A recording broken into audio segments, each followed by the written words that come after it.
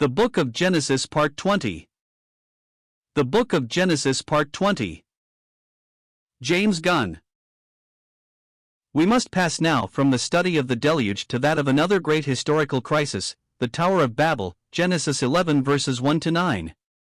If in the deluge we have a manifestation of the grace of God in the midst of the penalty of sin, in the Tower of Babel we have a demonstration of the government of God in spite of the power of sin. Let us examine this historical event carefully. The race at this time apparently was still one, and was characterized by a oneness of language. The entire population was lit, of one lip and of one kind of words. Moreover, mankind lived in a nomadic manner, journeying from place to place. As shepherds and as herdsmen, frequent movements were necessary. In their journeys they eventually reached the plains of Shinar, the plains in which Babylon was finally built. The resolve, go to, let us make us a city.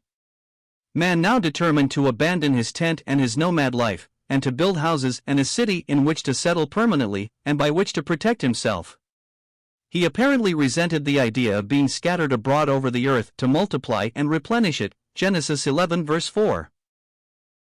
The rebellion, go to, let us make us a city and a tower, whose top may reach unto heaven.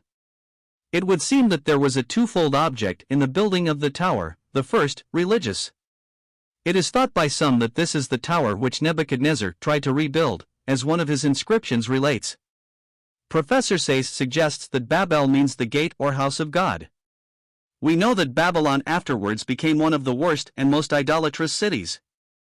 The second object in the raising of the tower was self-aggrandizement, let us make us a name. Such is man in his thoughts when left to himself, he degrades God to an idol, and he exalts self to a god. The reaction, the Lord came down to see the city and the tower. And the Lord said, let us go down, and there confound their language. What a picture we have of man when unrestrained in his imagination and in his efforts. When man attempted to raise himself in his sin, God descended in his judgment, and God forced man to do exactly what he did not want to do, so the Lord scattered them abroad from thence upon the face of all the earth. It is not at all difficult to see how quickly dissension caused by the confusion of their language would result in this dispersion of the different families. One cannot ignore the memorial to this confusion that stretches from Genesis to Revelation. Babel and Babylon long remain in the record of Scripture.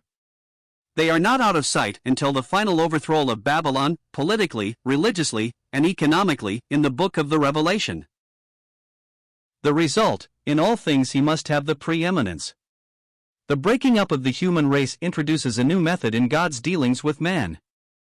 This was the first indication that God was making choice of a peculiar people, a special family and nation which might serve him as a channel through which he might reveal himself by his written word, and by the incarnation of his Son.